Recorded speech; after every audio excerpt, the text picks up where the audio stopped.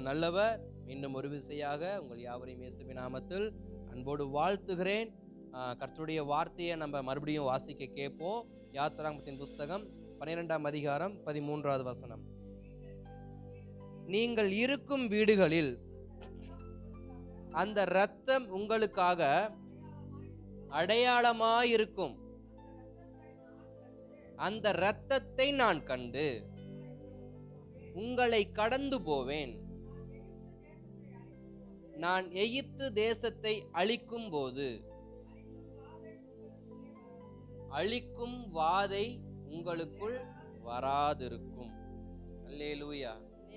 அப்ப தேவ ஆவியானவர் மோசைக்கும் ஆரோனுக்கும் சொன்ன ஒரு வார்த்தை என்னன்னா, இஸ்ரவேல் ஜனங்களாகிய நீங்கள் ஒரு புதிய நாட்களை நோக்கி என்ன பண்றீங்க? போறீங்க. இதுவரைக்கும் நீங்க எகிப்துக்குள்ள அடிமைகளா இருந்தீங்க.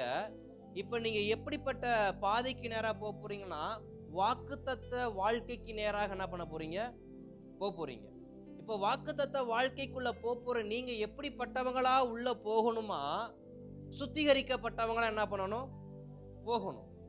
எதில் சுத்திகரிக்கப்பட்டவர்களா இவர்கள் வாக்குத்தத்தமான வாழ்க்கைக்குள்ள பிரவேசிக்க போறாங்கிறத நம்ம எவ்வளவு வேகமா தியானிக்க முடியுமோ அவ்வளவு வேகம் நம்ம என்ன பண்ண போறோம்? தியானிக்க போகிறோம். அப்ப கர்த்தர் மோசைக்கும் ஆரோனுக்கும் சொன்ன ஒரு வார்த்தை என்ன அப்படின்னா, நீ இஸ்ரவேல் ஜனங்களை அழைத்து அவங்க கிட்ட சொல்ல வேண்டிய ஒரு வார்த்தை என்னன்னா, நீங்கள் இரத்தத்தை உங்க வீட்டு நிலைகளில் என்ன பண்ண வேணும்? பூச வேண்டும். இரு பக்க நிலைகளிலும் மேல் நிலையில என்ன பண்ணணும்? அதை பூசணும். பூசினதுக்கு அப்புறம் என்ன நடக்கும் அப்படின்னா, அழிக்கும் சங்கார தூதன் ஒருவன் வருவான். அவன் வரும் பொழுது அதை அடையாளமாக நான் என்ன பண்ணியிருக்கிறேன்? வைத்திருக்கிறேன்.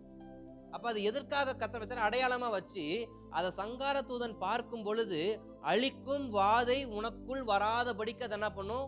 விலகி போயிரும்.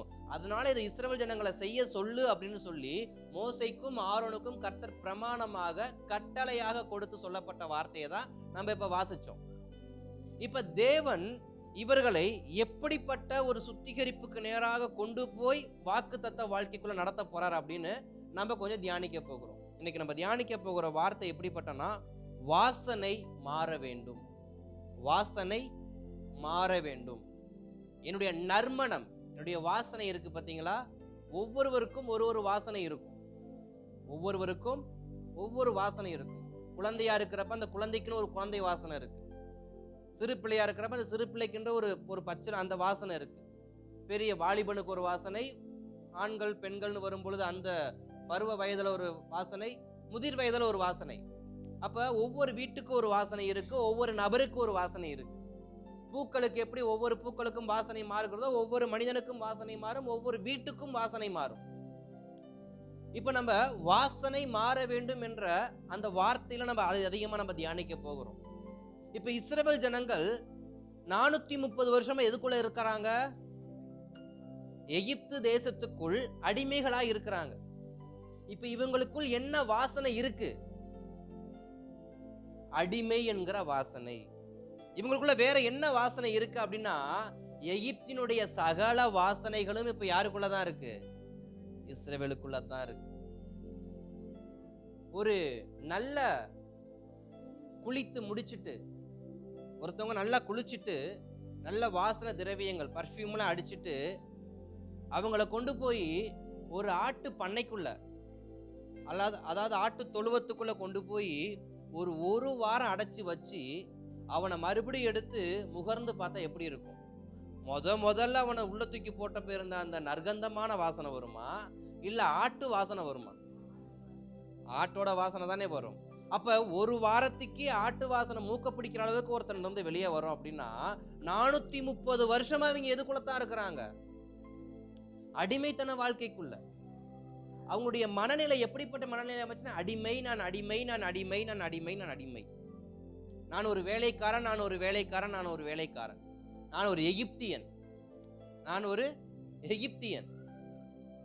இப்ப அந்த மனநிலைமையில் இருக்கக்கூடிய அந்த இஸ்ரவேல் ஜனங்களை பார்த்து ஆண்டவர் சொல்றார், இப்ப நீங்க இதை எல்லாத்தையும் என்ன பண்ணணும்? மாத்தணும். இந்த வாசனை மாறணும். எப்படிப்பட்ட வாசனை மாறணும்? நீ எகிப்தியன் என்கிற உனக்குள்ள ஒரு எண்ணம் இருக்கு பத்தி, அந்த வாசனை மாறணும். நீ வேலைக்காரன்ற ஒரு எண்ணம் இருக்கு பத்தி அந்த வாசனை மாறணும். நீ அடிமையானவனு உனக்கு ஒரு எண்ணம் இருக்கு பத்தி அந்த வாசனை மாறணும். ஏன்னா கர்த்தர் இஸ்ரவேல் ஜனங்களை எப்படிப்பட்ட அவங்க சுதந்திரவாளியா கர்த்தர் அழைத்தாரு. அவங்களை எப்படி அழைச்சாரு? சுதந்திரவாளிகளை அழைச்சாரு. அவர்களை எப்படி அழைச்சாரு? ராஜாக்களும் ஆசாரிகளும் என்ன பண்ணாரு? அழைத்தாரு. அவர்களுக்கு எப்படிப்பட்ட ஒரு தேசத்தை கொடுத்தாரு? வாக்குத்தத்த வாழ்க்கையாகிய கானான் தேசத்தை, அதாவது பாலும் தேனும் ஓடக்கூடிய கானான் தேசத்தை கொடுத்தாரு. ஆனா இவங்களுடைய மென்டாலிட்டி எப்படி மாறி இருக்கு அப்படின்னா, இவங்களுடைய மைண்ட் செட் எப்படி மாறி இருக்குன்னா, நான் ஒரு எகிப்தியன், நான் ஒரு அடிமை, நான் ஒரு வேலையாட். இப்ப இது மாறணும். நம்முடைய வாழ்க்கையிலையும் சில வாசனைகள் என்ன பண்ணணும்? மாறணும். நாமும் சில வாசனையை, இப்படிதான் என் வாழ்க்கை, இதை நான் மாத்திக்க முடியாது, காலங்காலமா நாங்க இதை தான் பண்ணிக்கிட்டு இருக்கிறோம், காலங்காலமா இதை தான் பண்ணிட்டு இருக்கோம். எங்க அப்பா இதான் பண்ணாரு, எங்க அப்பாவோட அப்பாவும் அதான் பண்ணாரு, அவங்க அப்பாவோட அப்பாவும் அதான் பண்ணாங்க. ஏன்னா 430 வருஷங்கிறப்போ ஒரு 4 தலைமுறையாவது அங்க என்ன பண்ணிருச்சு? மாறிடுச்சு. யோசேப்புடைய பிள்ளைங்களே இப்ப என்னதான் சொல்லிட்டு இருப்பாங்க நான் நினைக்கிறேன்னா, நாங்க யாருதான்? எகிப்தியர். ஏன்னா யோசேப்பு எப்படிப்பட்டவரா இருந்தாரு? பார்வோனுக்கு அடுத்த ஸ்தானத்துல இருந்தார். அப்ப அவரும் யாருதான்? அவருடைய கல்வெட்டெல்லாம் எதுல பொறிக்கப்பட்டிருக்கும்? அந்த எகிப்திய வரலாறுல என்ன பண்ணிருக்கும்? இந்த வருஷத்தில் இந்த யோசேப்புங்கிற ஒருவன் பார்வோனுக்கு அடுத்ததாக பதவி பிரமாணம் செய்யப்பட்டார். அவர் காலத்தில் 7 வருஷம் பஞ்சமும் 7 வருஷம் ஆசீர்வாதமும் இருந்துச்சு, அவரே எல்லாத்தையும் அப்படின்ற இந்த வரலாறு என்ன பண்ணிருக்கோம்? அப்ப யோசேப்புடைய பிள்ளைகளே என்ன சொல்லியிருப்பாங்களாம்? நாங்களும் யார்தான்? எகிப்தியர்கள் தான்.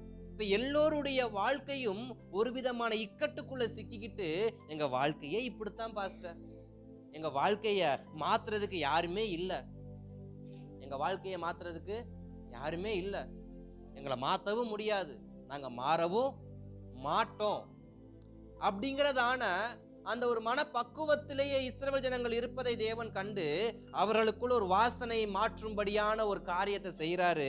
வாசிக்கலாமா? 22வது வசனத்தை வாசிக்கலாமா? ஈசோப்பு கொழுந்து. வாசிங்க.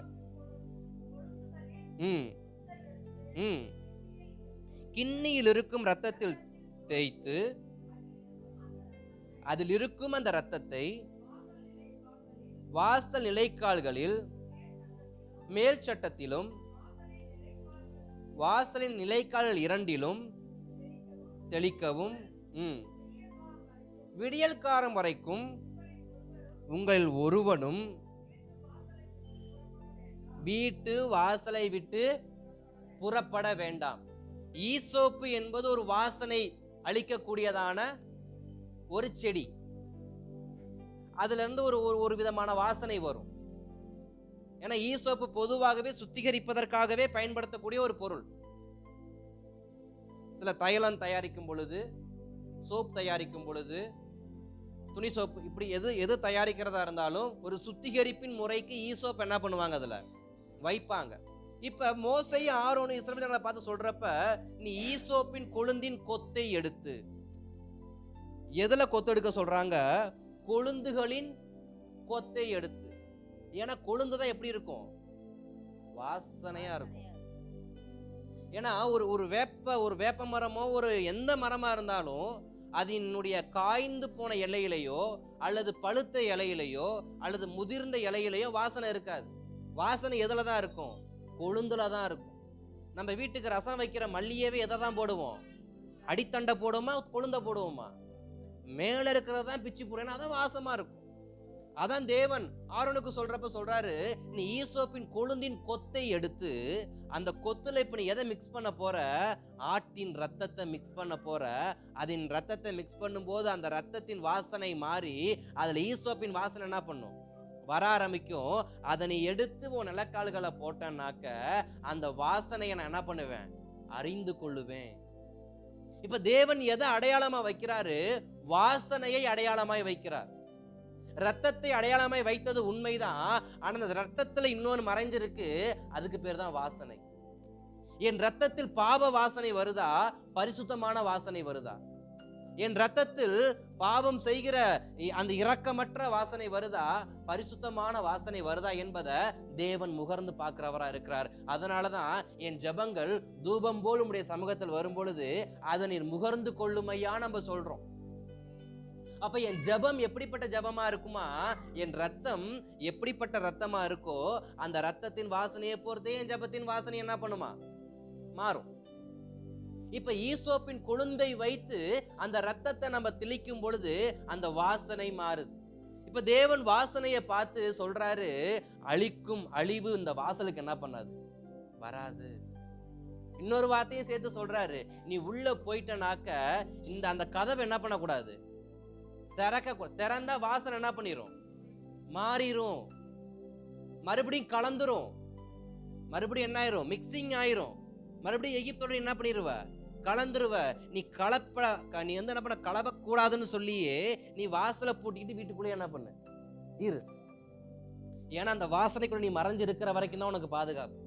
ஏன்னா அந்த வாசனை எங்க இருக்கு, நிலக்கதவுக்கு மேல இருக்கு. அந்த நில கதவுக்கு பின்னாடி தான் என்ன இருக்கு, வீடு இருக்கு. இப்ப நீ வீட்டை விட்டு வெளியே வரணும், எதை தாண்டி தான் வெளியே வரணும், அந்த வாசனை என்கிற வாசலை தாண்டி தான் இவன் வரணும். அப்ப எனக்குள் ஒரு வாசனையை தேவன் வைக்கணும், அந்த வாசனையை விட்டு நான் வெளியே வராம என்னை காப்பாத்தி கொள்ளணும். அப்ப தேவன் எப்படிப்பட்ட சுத்திகரிப்பை கொடுக்கிறாரு, அவனுக்குள் இருந்த முழு எகிப்தை குறித்ததான முழு வாசனையும் மொத்தமா தொடச்சி எடுக்கிறார்.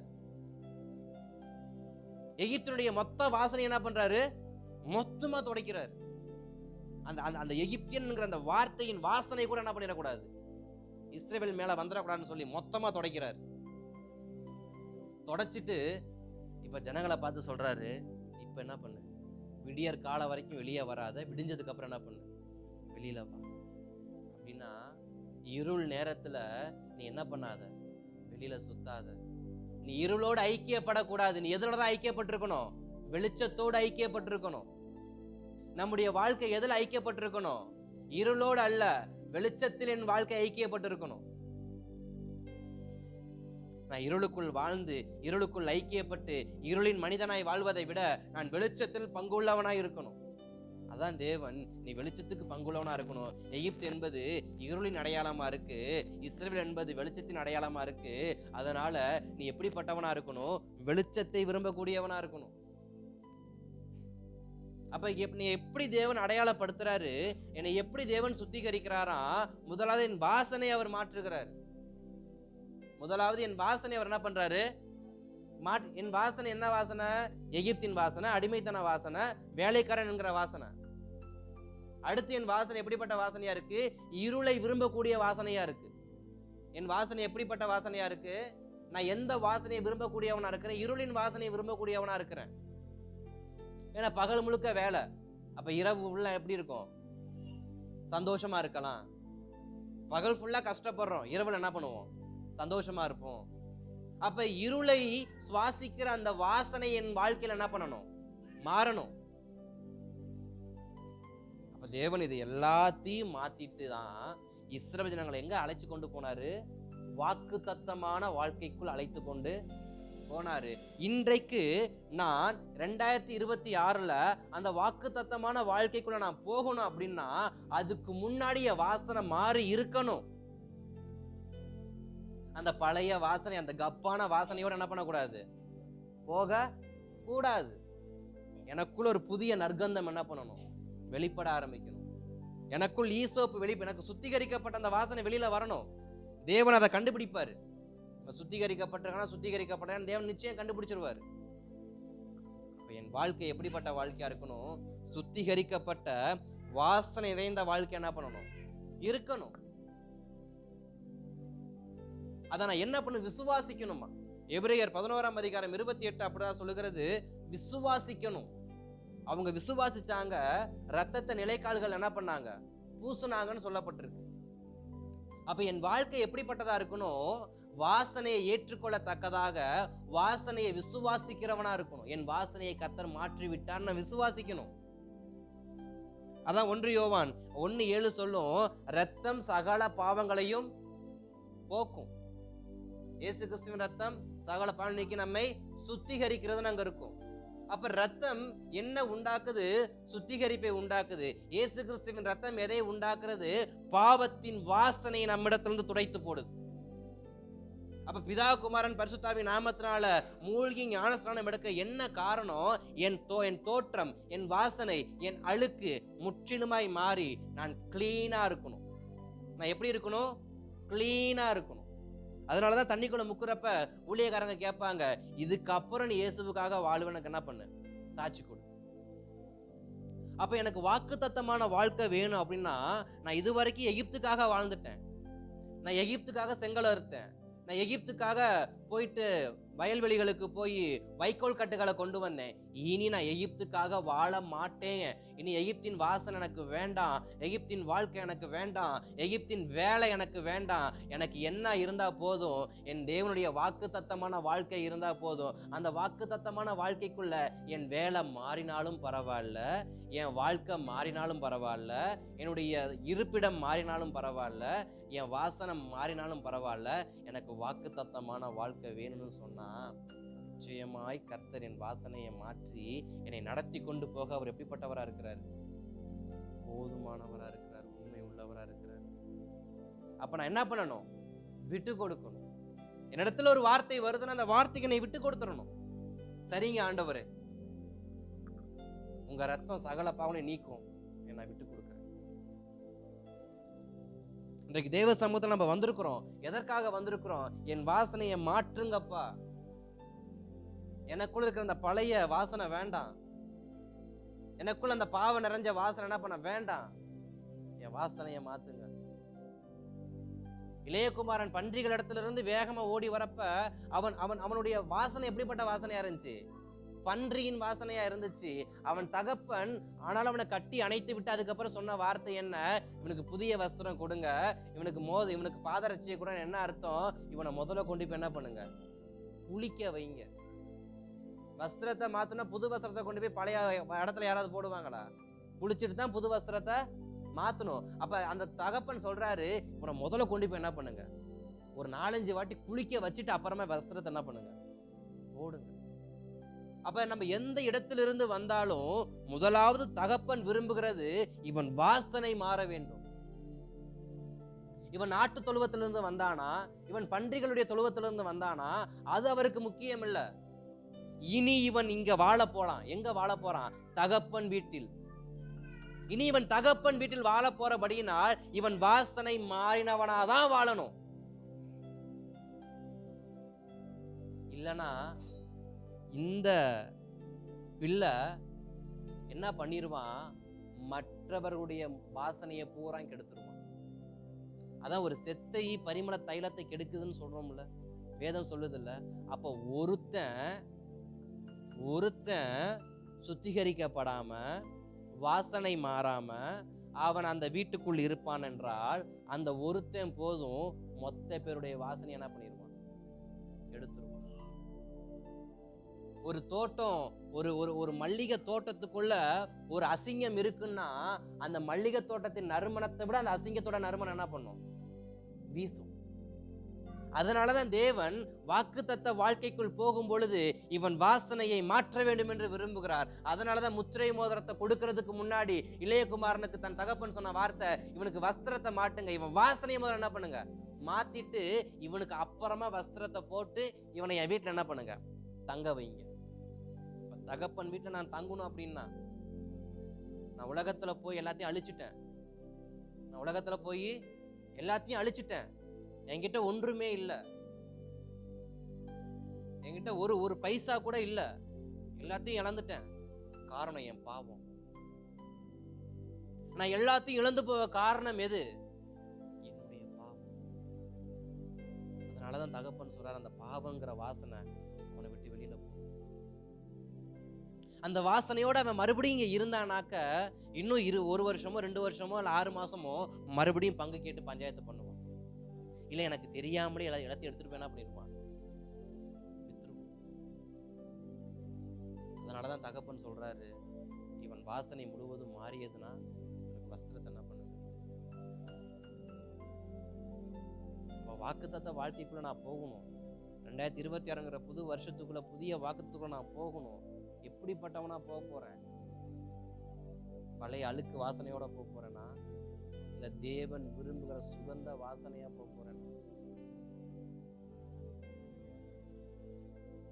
ஏன்னா தகப்பன் வீட்டுக்கு போகணும்னு முடிவு பண்ணி எழும்பி வந்துட்டோம். இந்த சுத்திகரிப்பு ஜெபம்லாம் எதுக்கு அப்படின்னா, தகப்பனோடு ஐக்கியப்படுவதற்கு. இப்ப ஐக்கியப்படணும்னு விரும்பி நம்ம வந்துட்டோம். வந்ததுக்கு அப்புறமா எனக்கு அந்த காரியம் கொஞ்சம் அப்படியே இருந்தா நல்லா இருக்கும், இல்ல அந்த அந்த அந்த அந்த அந்த அது அந்த அவங்க அப்படி இருக்கட்டும், அவங்க பாட்டுக்கு இருக்கட்டும், அவங்க என்ன பண்ண போறாங்க நம்மள, அவங்க பாட்டு ஓரமா இருந்திருப்போம். இல்ல இல்ல இல்ல அப்படி நினைச்சிருந்தா கர்த்தரையே அவங்கள கொண்டு போய் கானானுக்கு கொண்டு போகணும். சில பேர் அந்த ராமசீசன்ற இடத்துலயே வச்சுக்கிட்டு அங்கேயே பலிபடத்தை கட்டி அங்கேயே ஆராதிங்கன்னு சொல்லியிருக்க மாட்டாரு. எதுக்கு வனாந்தரத்துக்கு வான்னு சொல்லணும்? எதுக்கு வனாந்தரத்துல போய் பலிபடத்தை கட்ட சொல்லணும்? எதுக்கு வனாந்தரத்துல போய் பலி செலுத்த சொல்லணும்? இவன் சவகாசமே வேண்டாம், சவகாசமே வேண்டாம். வாக்கு தத்தமான வாழ்க்கையை விரும்புற நாம எதை வெறுக்கணும்? உலக வாசனைய வெறுக்கணும், அடிமைத்தன வாசனையை வெறுக்கணும், பாவ வாசனையை வெறுக்கணும். இதை நான் வெறுத்தேனா எனக்கு வாக்கு தத்தமான வாழ்க்கை எனக்கு அங்க காத்து கொண்டு இருக்கு. அதுக்குள் நான் போயிட்டேன்னா என் வாழ்க்கை மாறும், என் வாழ்க்கை அழகா மாறும். ஏன்னா வெட்டிக்கிளிகளும் முசுக்கட்டை பூஜம் தின்றதுக்கு ஈடாக நன்மையை நான் பார்க்கணும் அப்படின்னா, நான் நன்மையை பார்க்கணும் அப்படின்னா, என்னுடைய மரத்திலும் கனிகள் பார்க்கணும் அப்படின்னா, நான் எப்படிப்பட்டவனா இருக்கணும்? அந்த வாசனையை மாற்றக்கூடியவனா இருக்கணும். என்ன வாசனை? அந்த புழுக்கள் வாசனையை நான் மாற்றணும், அந்த பூச்சிகளுடைய வாசனையை நான் மாற்றணும், அந்த ஸ்தோத்திரம் பாம்பினுடைய வாசனையை நான் மாற்றணும். என் மரத்தில் ஏறினதான அனைத்து வாசனையும் நான் தூக்கி எறிஞ்சு விட்டு என் உண்மையான வாசனை என்ன பண்ணணும்? வெளிக்கொண்டு வரணும். முருங்கை மரத்துல பாக்குறப்ப அந்த முருங்கை மரத்தை கீறி பார்த்தோம்னாக்கா அது நல்ல வாசனையா இருக்கும். ஆனா ஒரு கட்டத்துல பாருங்க, அந்த முருங்கை மரம் ஃபுல்லா கம்பளி பூச்சா ஏறி இருக்கும். கம்பளி பூச்சா இருக்கப்ப அந்த மரத்துடைய வாசனையே கொஞ்சம் லைட்டா மாறும். இப்படி பல பூச்சிகள் என்ன பண்ணுது? நம்ம மரத்துல ஏறி, நம்முடைய ஆவிக்குரிய மரத்துல ஏறி, நம் குடும்பம் என்கிற மரத்துல ஏறி, நம் சபை என்கிற மரத்துல ஏறி அது வாசனையை கெடுத்துருச்சு. ஆனா வேதம் சொல்லுகிற ஒரு ஆணித்தனமான தீர்க்க தரிசனம் என்ன அப்படின்னா, அவைகளுக்கு ஈடா நான் என்ன பண்ணுவேன்? கொடுப்பேன். அவைகளுக்கு ஈடா நான் என்ன பண்ணுவேன்? கொடுப்பேன். நான் ஈடா கொடுத்தா அதை பராமரிக்கத்தக்க உன் வாசனை என்ன பண்ணணும்? நீ மாத்தணும். நீ உன் வாசனையை மாத்து, உன் உண்மையான வாசனையை வெளியே கொண்டு வா. நிச்சயமா உனக்கு ஒரு முடிவு இருக்கு. உன் நம்பிக்கை என்ன ஆகாது? வீண் போகவே போகாது. அப்ப இந்த முதல் நாள் நான் செய்கிற முதல் காரியம் என்ன? என் வாசனையை நான் மாற்ற வேண்டும். தேவன் விரும்பாத வாசனை எனக்குள்ள இருந்து வெளிப்படக்கூடாது. சுகந்த வாசனை வெளிப்பட வேண்டும்.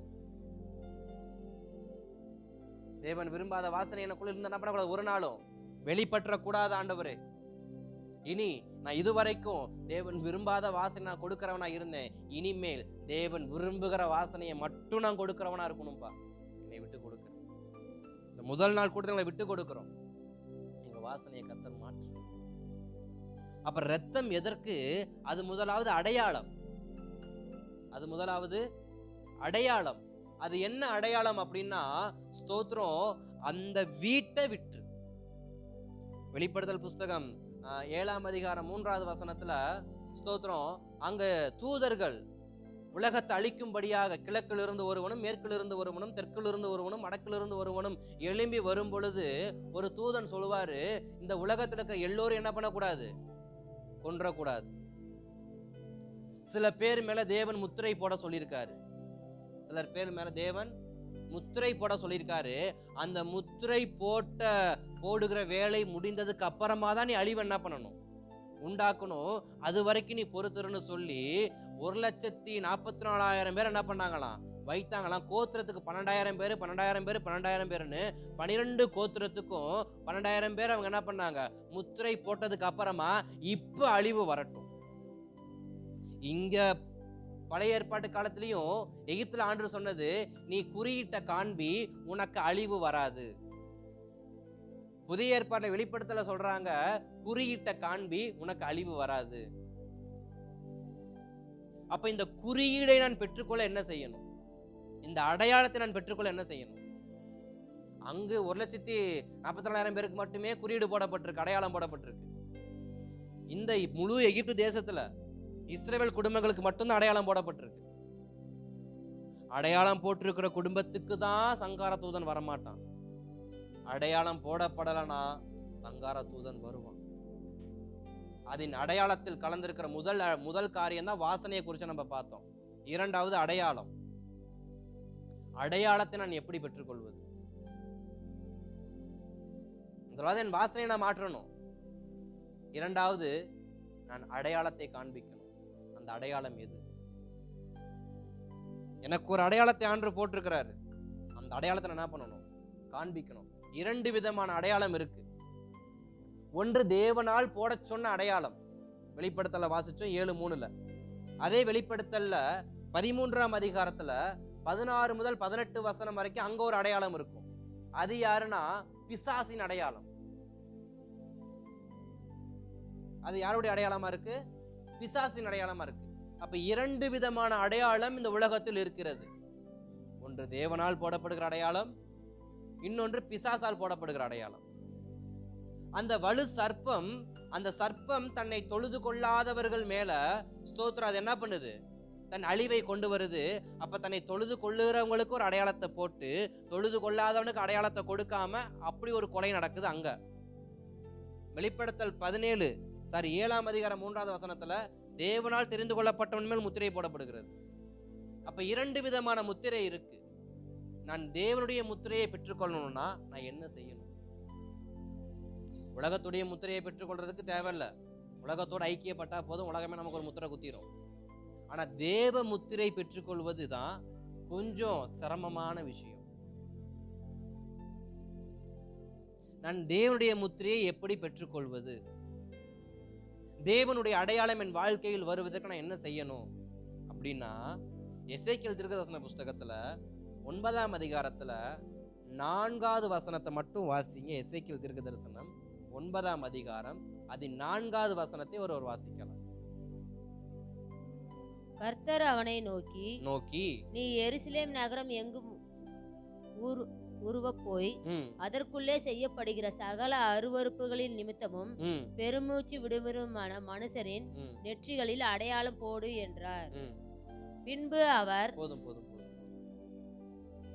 அங்கு ஒரு வார்த்தை சொல்லப்படுகிறது. என்ன வார்த்தைனா, பெருமூச்சிட்டு அழுகிறவன். பெருமூச்சிட்டு அழுகிறவன். அக்கிரமத்தை பார்த்து யாரு பெருமூச்சு விட்டு அழுகிறானோ அழுகிறவனுக்கு முத்திரையை போடு அப்படின்னார். அப்ப நான் வாக்குத்தத்தமான வாழ்க்கைக்குள்ள போகணும்னா நான் தேவ சித்தம் செய்கிறவனா இருக்கணும். எப்படி தேவ சித்தம் செய்யறதுன்னா, இங்க பாவத்தை பார்த்து இவன் பாவத்துக்கு விரோதமா என்ன பண்றான்? ஜெபிக்கிறான். ஐயோ, என் ஜனங்கள் மனம் திரும்பணுமே, என் ஜனங்கள் மனம் திரும்பணுமே, என் ஜனங்கள் மனம் திரும்பணுமே, என்னுடைய தகப்பன் மனம் திரும்பணுமே, என் மகன் மனம் திரும்பணுமே, என் பிள்ளை மனம் திரும்பணுமேன்னு சொல்லி மனம் திரும்பாதவர்களுக்காக இவன் மனம் கசந்து அழுது கொண்டிருக்கிறான். மனம் கசந்து அழுது கொண்டிருக்கிறான். அப்ப தேவன் சொல்ற வார்த்தை, எவன் பெருமூச்சு விட்டு அழுகிறானோ அவனுக்கு முத்திரையை போடு. அந்த முத்திரை எதுக்கு அடையாளம்? சங்காரத்துடன் வரமாட்டான்ற அடையாளம். 2வது அடையாளம், அந்த வீட்டுக்குள் இருக்கிறவன் தான் வாக்குத்தத்தமான வாழ்க்கைக்குள் என்ன பண்ண போறான்? பிரவேசிக்க போறான். முதலாவது, அழிவின் தூதன் வரமாட்டாங்கிறது உண்மை. 2வது, அந்த வீட்டுக்குள் இருக்கிறவன் அடுத்து எங்க புறப்பட போறான்?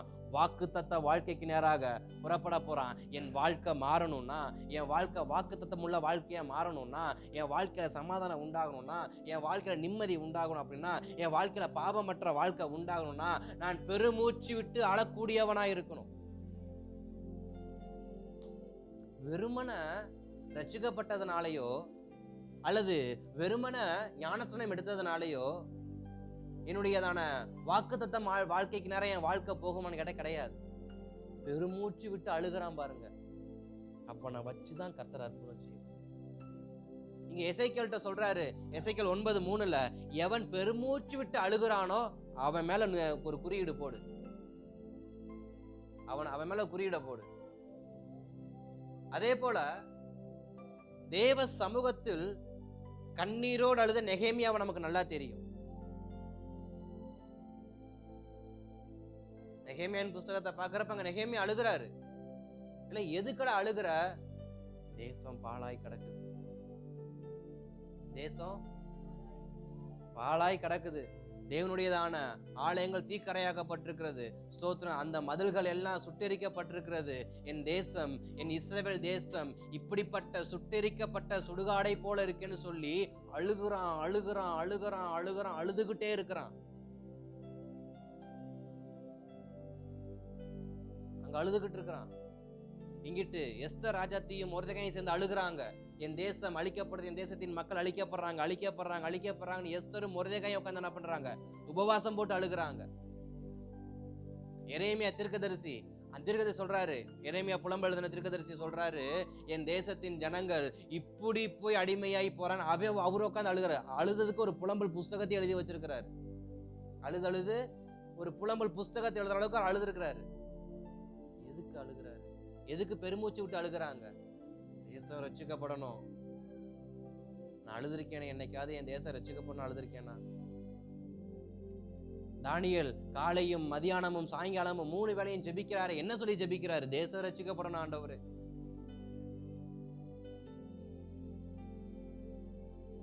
ஆபிரகாம் உட்கார்ந்து ஸ்தோத்திரம் தேவ சமூகத்துல ஒரு விசைன்னு சொல்லி 5-6 முறை ஜெபித்தாரு. யாருக்காக ஜெபித்தாரு? சோதம் குமாரா காப்பாற்றப்படணும் தானே அழுதார உட்கார்ந்து.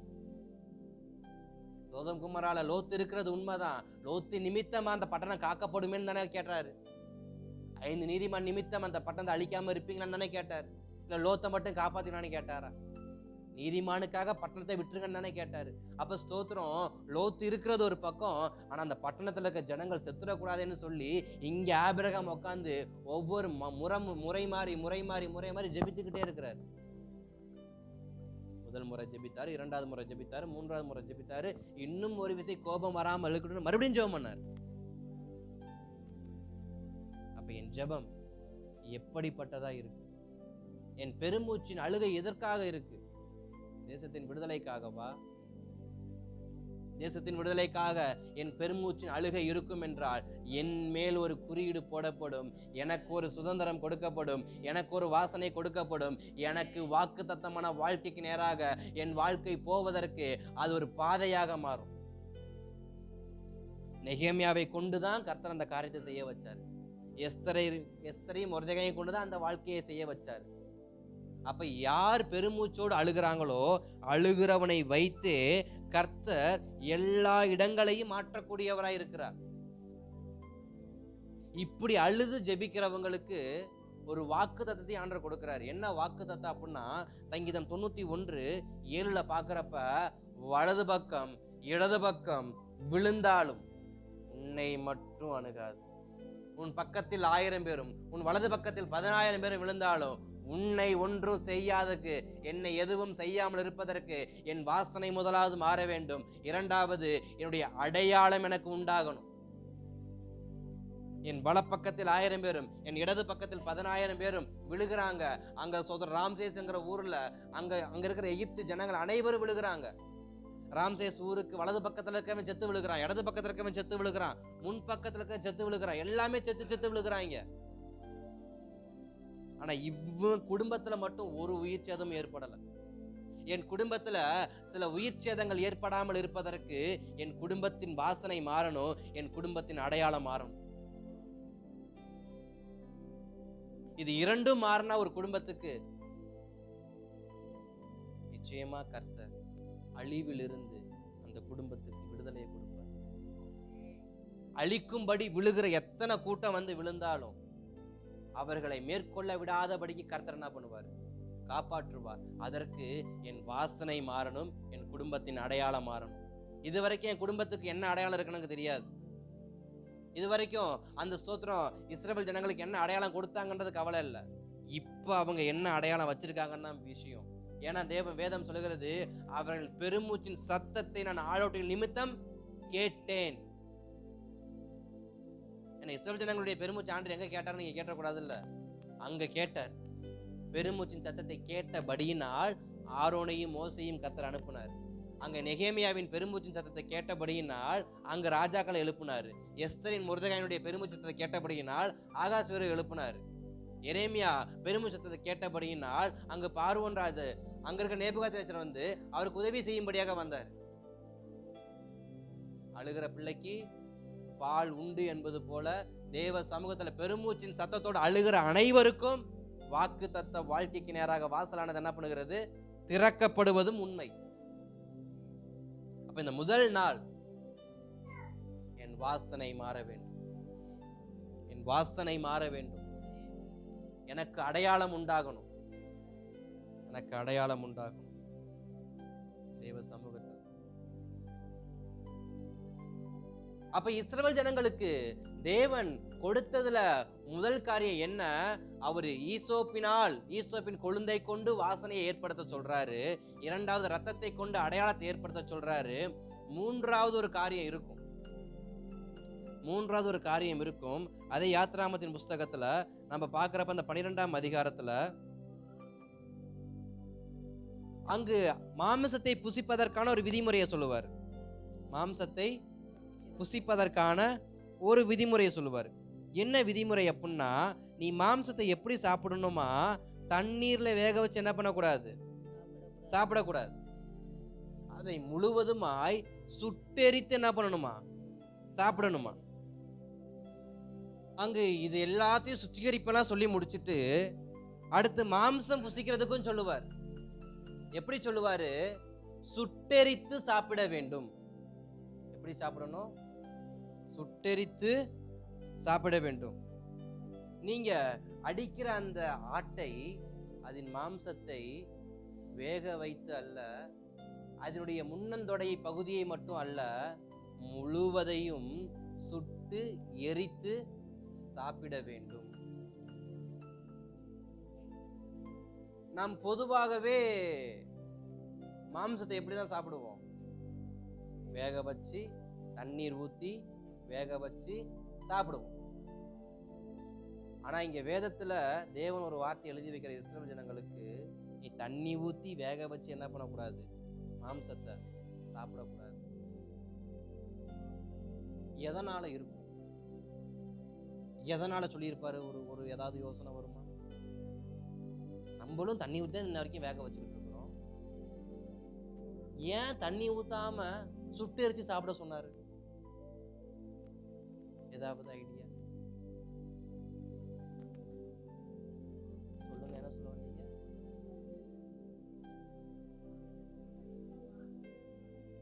கண்டிப்பா உண்மைதான். அப்ப கர்த்தர் என்ன சொல்ல வரார் அப்படின்னா, நீ ரத்தத்தோட அந்த ஸ்தோத்திரம் தண்ணிய வேக வச்ச அப்படின்னா அந்த ரத்தம் திரும்ப எதுக்குள்ளதான் போய் சேரும்? தண்ணியோட கலக்கும். கறி எதுல தான் வேகுது? அந்த தண்ணியில தான் வேகுது. அதனால நீ என்ன பண்ணு? உன் மாம்சத்தை நெருப்புல சுடு. நெருப்புல சுடுறப்ப ரத்தம் முழுவதும் என்ன ஆயிரும்? கருகிரும். என்ன ரத்தம்? எகிப்தின் ரத்தம். எகிப்தின் ரத்தம் கருகிரும். அப்ப எனக்குள்ள எந்த ரத்தம் வந்துடக்கூடாது? உலகத்தின் ரத்தம் ஆகிய எகிப்தின் ரத்தம் கலந்து விடக்கூடாது என்பதனால தேவன் திட்டவட்டமாக அந்த காரியத்தை சொல்றார். எனக்குள் சிறிதளவு என்ன பண்ணிடக்கூடாது? அந்த ரத்தம் ஒட்டிடக்கூடாது. அந்த ரத்தம் ஒட்டி இருந்துச்சுனாக்க அது மற்ற ரத்தத்தை என்ன பண்ண ஆரம்பிக்கும்? கெடுக்க ஆரம்பிக்கும். அதனால சொல்றாரு, நீ ரத்தத்தை முழுவதுமா சுட்டெரித்திரு. மாம்சத்தில் ரத்தம் இருப்பது உண்மை. அந்த ரத்தம் இல்லாமல் நீ மாமிசம் புசிக்கணும். அதுக்கு ஒரே ஒரு வழிதான் இருக்கு. தண்ணிக்குள்ள இல்ல, நீ நெருப்புலதான் சுட்டு என்ன பண்ணணும்? சாப்பிடணும். அப்ப 3 காரியத்தை இஸ்ரவேல் ஜனங்களுக்கு ஆண்டவர் வைக்கிறார். ஒன்று, வாசனை மாறணும். இரண்டாவது, அடையாளங்கள் உண்டாகணும். மூன்றாவது, கலப்பினங்கள் சுட்டெரிக்கப்படணும். கலப்பினங்கள் சுட்டெரிக்கப்படணும். உன் மாம்சத்தில் எந்த கலப்பினமும் இல்லாதபடிக்கு உன் மாமிசம் பரிசுத்தமா இருக்கணும். மாம்சம் எப்படி இருக்கணுமா? பரிசுத்தமா இருக்கணுமா? இந்த நாட்கள்ல தேவன் இஸ்ரவேல் ஜனங்களை அந்த வீட்டை விட்டு வெளியே கொண்டு வரதுக்கு உள்ள செஞ்ச காரியம் இது எல்லாமே. வீட்டுக்குள்ள வச்சு செஞ்ச காரியம். சாயங்காலத்துல நீ இறைச்சி எடுத்துட்டு வீட்டுக்குள்ள போயிரு. நீ சாயங்காலம் அந்த சூரியன் உதிக்கிற மறைகிறதுக்கு முன்பாக ஒரு 4 மணியோ 5 மணி வாக்குல நீ ஆட்டை அறுத்து அதன் ரத்தத்தை கிண்ணியில வச்சு நீ கொழுந்துல தேய்ச்சி நிலக்கதவுல பூசிடணும். அதுக்கப்புறம் எங்க போயிடணும்? வீட்டுக்குள்ள போயிடணும். உள்ள போனதுக்கு அப்புறமா தான் நீ எதை மாத்தணும், உன்னுடையதான ஸ்தோத்திரம் வாசனைய மாத்தணும். வாசனை மாறிடுச்சு, அடையாளம் கிடைச்சிருச்சு. மூன்றாவது வீட்டுக்குள்ள இருந்து செய்ய வேண்டியது. இது எல்லாமே வீட்டுக்கு வெளியே நடக்கிற காரியம். வீட்டுக்கு வெளியில வாசனை வருது, வீட்டுக்கு வெளியில அடையாளம் தெரியுது. ஆனா வீட்டுக்கு உள்ள ஒரு காரியத்தை செய்ய சொல்றாரு. நம்முடைய வாழ்க்கையில வெளியரங்கமான காரியத்தை என்ன பண்ணிடுவோம், ஈஸியா மாத்திருவோம்.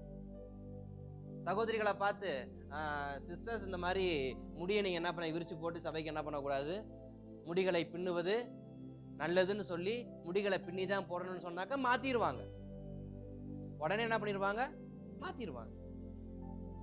அதே போல நல்ல வஸ்திரத்தை உடுத்திட்டு வாங்க சிஸ்டர், முடிஞ்சா ஒரு வெள்ளை கலரா உடுத்திட்டு வாங்க, செஞ்சிருவாங்க. அது ஈஸி. இது எல்லாமே எங்க கூறியது, வெளித்தோற்றத்துக்கான அடையாளம். வெளித்தோற்றத்துல நல்ல குளிச்சுட்டு வாங்க, நல்ல வாசனை திரவியத்தை பூசிட்டு வாங்கன்னா பூசிட்டு வருவாங்க. ஏன்னா அது வெளியில. வாசனை என்பது வெளியில. வெள்ளை வெண்வஸ்திரம் மயிரை பின்னி போடுவது அடையாளம், இது வெளியில. இது ஓகே. ஆனா ஆண்டவர் கேட்கிற மூணாவது ஒரு விஷயம், உனக்குள்ள, அதாவது வீட்டுக்கு உள்ள, இன்சைடு உள்ள நீ ஒரு காரியத்தை செய்ய. என்ன செய்யணும், உன் மாம்சத்தில் இருக்கிற ரத்தத்தை சுட்டெரிக்க ஆரம்பிக்கணும். உனக்கு ஒரு மாம்சத்தை நான் கொடுத்திருக்கிறேன். அந்த மாம்சத்தை உன் விருப்பத்துக்கு, உன் வாயின் ருசிக்கு ஏத்தபடி. ஏன்னா இன்றைக்கு மாம்சத்தை எத்தனையோ விதமா என்ன பண்றோம், சமைச்சு சாப்பிடுறோம். சூப்பு, குழம்பு, கிரேவி, இப்படி பல ஐட்டம்ஸ் என்ன பண்ணுது, போதும், லிஸ்ட் கம்மி. ஏன்னா நிறைய கண்டுபிடிக்கிறாங்க நான் மாம்சத்தை வச்சு. அப்ப தேவன் சொல்றாரு, நீ வாக்குத்தத்த வாழ்க்கைக்குள் பிரவேசிக்க வேண்டும் என்றால் உன் விருப்பத்தின்படி நீ இருக்கக்கூடாது. உன் விருப்பத்தின்படி நீ இருக்கக்கூடாது. நீ எப்படிதான் இருக்கணும், முற்றிலும் சுத்திகரிக்கப்பட்டவனாய், சுட்டெரிக்கப்பட்டவனாய் இருக்கணும். வேக வச்சு சாப்பிடுவது கொஞ்சம் கறி எப்படி இருக்கும், சாஃப்டா இருக்கும். பொதுவாவே வேக வச்சு சாப்பிட்டா கறி பஞ்சு பஞ்சா தான் இருக்கும். நெருப்புல சுட்டு சாப்பிட்டா கொஞ்சம் கறி கரடு முரடா இருக்கும். அதனாலேயே சில பேர் என்ன பண்ணுவாங்க, இதை கடிச்சு மின்னு முழுங்க முடியாதுன்னு சொல்லிட்டு நல்ல பஞ்சா வேக வச்சிருவாங்க. தேவன் சொல்றாரு, வாழ்க்கையில எல்லாமே லகுவா என்ன பண்ணக்கூடாது, இருக்கக்கூடாது. சில கடினமானதை நீ ஏற்றுக்கொள்ள விரும்பணும். ஏன்னா இவங்க சொன்ன வார்த்தை, எகிப்துல சமையல் பாத்திரம் இறைச்சி பாத்திரம் நாங்க கம்முன்னு என்ன பண்ணிக்குவோம், உட்கார்ந்து எங்களுக்கு ஒன்றும் வேண்டாம், இறைச்சி பாத்திர தண்டையில உட்காந்துக்கிட்டு நல்ல பஞ்சு பஞ்சா வேக வச்சு அவன் கொடுத்துட்டு இருப்பான், சாப்பிட்டு அடிமையாவே இருந்துக்கிறேன். இல்ல இல்ல இல்ல இல்ல, அந்த சாப்பாடை என்ன பண்ணக்கூடாது, சாப்பிடக்கூடாது. வாசனை மாறியது போல, உன் அடையாளம் மாறியது போல, உன்னுடையதான உள்ளான மனுஷனும் மாற வேண்டும். இன்சைட்ல இருந்து நீ வெளியில வரப்ப, ஸ்தோத்திரம், நீ உன் மாம்சத்தை முற்றிலுமாய் சுட்டெரித்து சாப்பிட்டு முடித்தவன என்ன பண்ணணும், வரணும். இன்னொன்னு சொல்றாரு, ஒரு வேளை சாப்பிட்டு முடிக்க முடியல என்ன பண்றது, வீட்டுக்குள்ளேயே வச்சு எரிச்சு சாம்பலாக்கிட்டு வெளியே வா.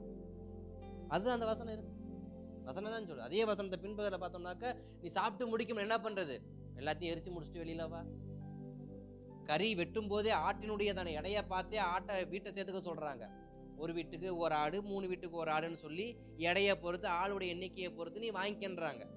ஒரு வேளை சுட்டெரித்து சாப்பிட முடியலன்னா மொத்தமா அழிச்சிட்டு வெளியில வா. அப்படின்னா உன் மாம்சத்தில் படிந்திருக்கிறதான சில பாவ சொட்டுகளை நீ முழுசா எரிச்சு நீ வெளியில வா. இல்லைன்னு வச்சுக்கிய, மொத்தமா விட்டு கொடுத்துரு. உனக்கு சுத்திகரிக்க முடியலன்னு வச்சுக்கிய, சாம்பல் ஆக்கிரு. சுத்திகரிக்க தெரியலனா சாம்பலுக்கு விட்டு கொடுத்துரு, தேவன் பார்த்துக்கோ. அப்ப எதுவாக இருந்தாலும் அந்த வீட்டு நிலக்காலை இவன் கால் தாண்டுவதற்கு முன்பாக இவன் எப்படிப்பட்டவனாக இருந்துதான் ஆக வேண்டும். முற்றிலும் வாசனையும் அடையாளங்களும் இரத்தத்தின் அடையாளம் இல்லாதபடிக்கு சுட்டெரிக்கப்பட்டவனாக இவன் வாசலை விட்டு வெளியே வந்தால் மட்டும்தான் கர்த்தர் எங்க கூட்டிட்டு போவார் தெரியுமா, வாக்கு தத்தமான வாழ்க்கைக்கு நேராக.